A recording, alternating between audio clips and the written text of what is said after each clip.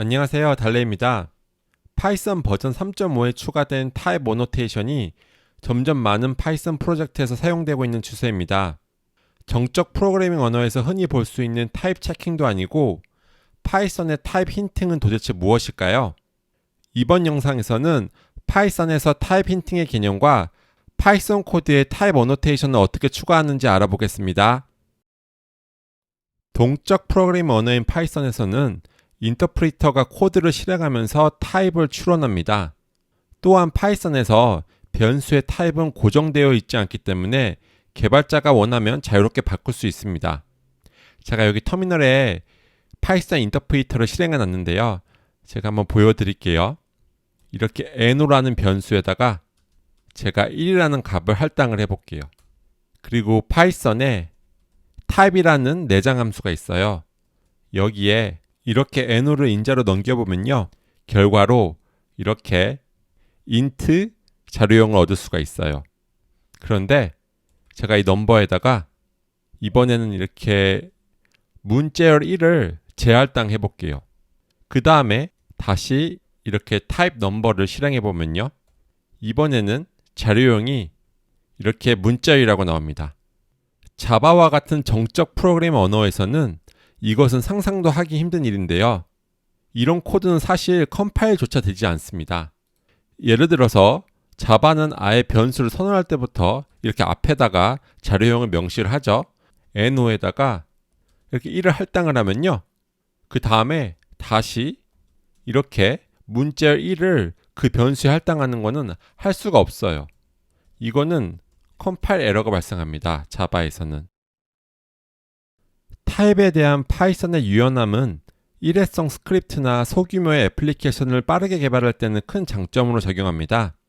하지만 애플리케이션의 규모가 커지게 되면 이러한 파이썬의 다이나믹함이 치명적인 버그로 이어질 확률이 높아지게 되며 애플리케이션의 안정성에 위험 요소가 되기도 합니다. 따라서 어느 정도 규모가 있는 파이썬 프로젝트에서는 소위 타입 힌팅이라는 개발 프로세스를 도입해서 사용하는 경우가 많습니다. 타입 힌팅은 말 그대로 파이썬 코드를 작성할 때 타입에 대한 메타 정보를 제공하는 것입니다. 파이썬의 타입 힌팅이 추가되기 전에는 타입을 표시하려면 주석을 이용해야 했습니다. 예를 들어 제가 간단히 보여드리면요. 이게 num이라는 변수에 이렇게 1을 할당합니다. 그리고 이렇게 주석을 추가하는 거예요. type int. 그러면 이 넘버 변수의 타입은 우리 int라고 주석으로 표시하는 거죠. 아니면은 제가 한번 함수를 작성해 볼까요?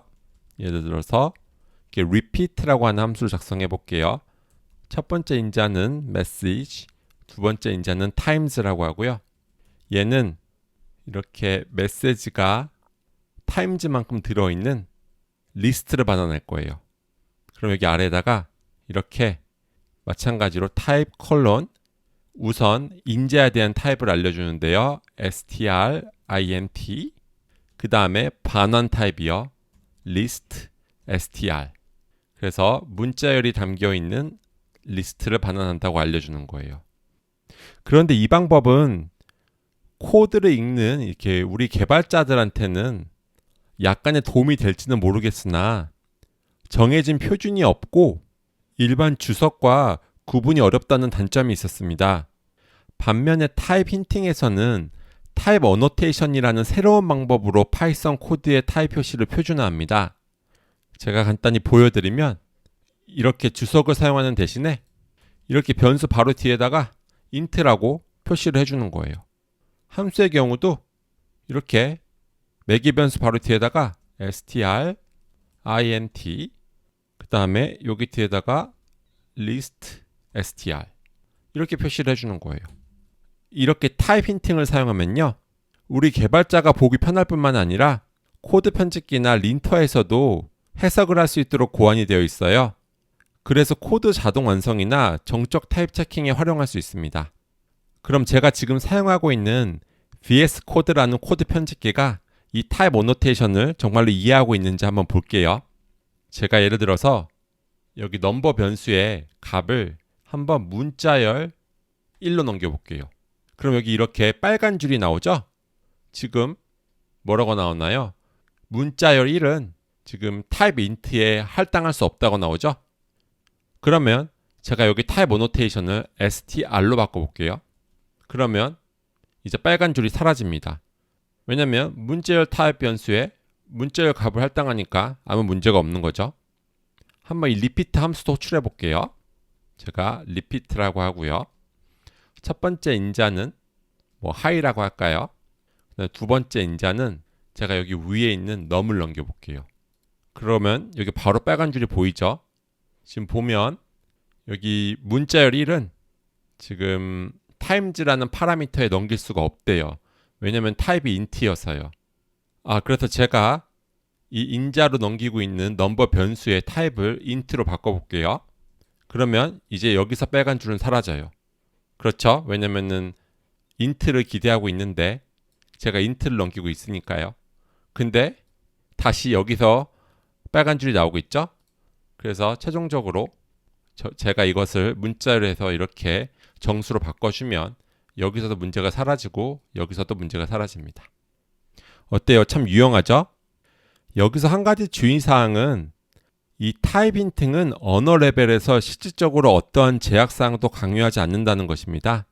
다시 말해 변수나 함수에 추가한 타입 어노테이션이 부정확하다고 해서 파이썬 인터프리터가 코드를 실행하지 못하거나 그런 일은 발생하지 않습니다. 어디까지나 타입 힌팅은 우리가 작성한 코드를 다른 개발자가 읽기 수월하게 해주고 우리가 사용하는 개발 도구가 활용할 수 있도록 도와줄 뿐입니다. 여기서 한 걸음 더 나아가 좀 더 견고한 프로그램을 개발하기 위해서 애플리케이션을 배포하기 전에 타입 체킹이라는 것을 수행할 수 있는데요. 이를 위해서 보통 마이파이라는 도구가 많이 사용되는데 이 부분에 대해서는 제 채널의 다른 영상에서 다루고 있으니 참고 바라겠습니다. 자, 그럼 지금부터 파이썬 코드에 타입 어노테이션을 추가하는 방법에 대해서 알아보겠습니다. 먼저 변수에 타입 어노테이션 추가하는 방법을 알아볼까요? 지금 여기 이렇게 타입 어노테이션이 추가되지 않은 일반 파이썬 코드가 있는데요. 매우 간단해요. 이 변수 이름 뒤에 이렇게 콜론을 붙이고 타입을 명시해주면 됩니다. 그래서 지금 이 name이라는 변수에는 존 도라고 하는 문자열이 할당되니까요.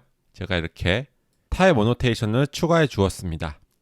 그 다음 이 age라는 변수에는 25라는 숫자가 할당되고 있죠. 그러니까 이렇게 int라고 타입 어노테이션을 추가해 줄 수 있고요. 이 이메일지에는 지금 이 문자열이 들어있는 리스트가 할당되어 있네요. 그러니까 이렇게 리스트라고 해줄 수 있고요. 좀 더 자세히 여기 뒤에 대괄호를 붙여서 str이라고도 표시해 줄 수 있습니다. 그러면 그냥 리스트가 아니라 문자열이 들어있는 리스트라고 좀 더 자세하게 타입을 명시해 주는 거예요.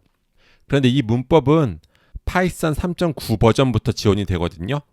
그래서 파이썬 버전 3.8 이하를 사용하신다면 조금 번거롭지만 이렇게 타이핑 모듈을 사용해서 여기에 이렇게 대문자라고 시작하는 리스트가 있거든요. 그래서 얘를 대신 사용해주면 3.8에서도 이렇게 뒤에 대괄호로 리스트 안에 원소들이 어떤 타입인지 표시해 줄 수가 있습니다. 다음으로 여기 address라고 하는 변수에는 이렇게 사전이 할당되어 있죠. 그래서 타입 어노테이션을 추가하면 이렇게 dict라고 표시해 줄 수가 있고요. 마찬가지로 파이썬 3.9 버전 이상에서는 여기에 이렇게 키와 value에 대한 타입을 추가로 표시해 줄 수가 있습니다. 그리고 3.8 이하시라면 여기서 또 대문자 D로 시작하는 dict가 있어요. 그래서 얘를 불러와서 대신 사용해 주셔야 됩니다. 이 타이핑 내장 모듈에 대해서도 제 채널의 다른 영상에서 다루고 있으니 좀 더 공부하시고 싶은 분들은 해당 영상을 참고 바랄게요. 자, 그럼 우리 이번에는 함수에도 타입 힌팅을 한번 적용해 볼까요? 함수에 타입 어노테이션을 추가할 때는 인자의 타입과 반환값의 타입 이렇게 두 곳에 추가를 해줄 수 있습니다. 먼저 인자에 타입을 추가해 줄 때는 변수와 동일하게 이렇게 콜론을 붙이고요. 그 다음에 이렇게 타입을 표시해 주면 됩니다. 그리고 반환값에 대한 타입을 추가할 때는 이렇게 화살표 기호를 사용해요. 그리고 한 칸 띄고 이렇게 타입을 표시해주면 됩니다. 그래서 이 stringify라고 하는 함수는 인자로 지금 int 타입의 넘버를 받고 문자열을 반환하는 함수라고 우리가 타입을 명시해주고 있습니다. 다음 플러스 함수는 어떻죠? 넘버 1은 int라고 표시해주고요. 넘버 2에는 기본값이 이렇게 소수잖아요. 그러니까 플로트가 돼야 될 것 같아요. 그리고 이 정수랑 소수를 더하면 무조건 소수가 되죠. 그러니까 여기 반환값의 타입은 이렇게 플로트가 돼야 될 것입니다. 이 다음 greet 함수는 어떤가요? 이 함수는 name을 인자로 받아서 이렇게 콘솔에 hi와 함께 출력을 해주고 있죠. 즉 아무 값도 반환하지 않고 있어요. 그러니까 우선 이 name은 스트링이 되겠고요. 반환값의 타입은 이럴 때는 none이라고 표시를 해줘야 됩니다. 이 함수는 아무것도 반환하지 않으니까요. 이 마지막으로 repeat 함수는 어떤가요? 일단 메시지 매개 변수는 문자열일 거고요. 여기 times는 보니까 기본값이 이렇게 정수로 넘어오고 있어요. 그러니까 우리는 int로 해주면 될 것 같고요. 반환값은 지금 보면 메시지가 times만큼 들어있는 리스트를 반환하고 있죠. 그러니까 이렇게 리스트라고만 해줘도 되고요. 좀 더 자세하게 이 리스트 내에 원소의 타입까지 명시해주고 싶으면 이렇게 str이라고 추가로 표시를 해주면 됩니다. 아까 말씀드렸듯이 이것은 파이썬 3.9 버전부터 지원이 되고요. 3.8에서는 타이핑 모듈을 사용해야겠습니다. 파이썬에 내장되어 있는 타입뿐만 아니라 우리가 정의한 사용자 클래스에 대한 타입도 동일한 방법으로 타입 어노테이션을 추가할 수 있는데요. 그래서 여기 보면 유저라고 하는 클래스를 이렇게 정의하고 있는데요. 그럼 이 유저를 우리 타입으로 사용할 수가 있어요. 그래서 만약에 유저를 찾는 find user라고 하는 함수를 정의하면요. 인자로 id를 문자열로 받고요. 이렇게 반환값으로 user라고 해줄 수가 있어요. 그럼 지금 에러가 나죠. 왜냐면은 우리가 아무것도 반환하지 않으니까요. 그쵸? 그래서 이 에러를 없애기 위해서 제가 예를 들어서 return user 이렇게 해주면은 이제 빨간 줄이 없어지죠. 그래서 이런 식으로 이 클래스를 타입 어노테이션 안에서 활용할 수가 있습니다. 마찬가지로 업데이트 유저라고 하면 이번에는 유저가 인자로 들어오겠죠. 그러면 이렇게 매개 변수의 타입으로도 유저를 물론 사용할 수가 있습니다. 이렇게요. 그 다음에 똑같이 이렇게 유저라고 하면 빨간 줄 없이 타입 힌팅이 잘 되는 것을 볼 수 있습니다. 타입 힌팅을 하다 보면 종종 코드에 추가한 타입 어노테이션을 한번 검사해보고 싶을 때가 있는데요. 이때는 던들 어노테이션 던들 내장 사전 객체를 사용하면 됩니다. 제가 간단히 보여드리면요. 여기다가 이렇게 프린트 함수를 사용해서 던들 이렇게 어노테이션즈를 한번 출력을 해볼게요. 그리고 제가 이 코드를 실행해 보면요. 이렇게 지금 넘버라고 하는 변수에 타입이 int라고 나오고 있습니다. 또 다른 예로 제가 이번에는 이렇게 repeat 함수에 던들 annotations 던더를 한번 출력해 볼게요. 그러면 이 repeat 함수에 추가된 타입 annotation 정보가 나오는데요. 지금 이렇게 message라는 매개 변수의 타입이 문자열이고 times라는 매개 변수의 타입이 int고 반환값의 타입이 이렇게 문자열로 이루어진 리스트라는 것을 확인할 수 있습니다. 지금까지 파이썬에서 타입 힌팅의 개념과 파이썬 코드의 타입 어노테이션을 어떻게 추가하는지 알아보았습니다.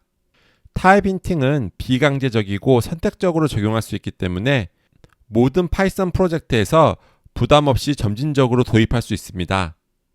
따라서 신규 프로젝트뿐만 아니라 기존 프로젝트에서도 코드 가독성과 개발 도구의 효율성을 위해서 한번 고려해 보셨으면 좋겠습니다. 그럼 이번 영상은 여기서 마치도록 할게요. 감사합니다.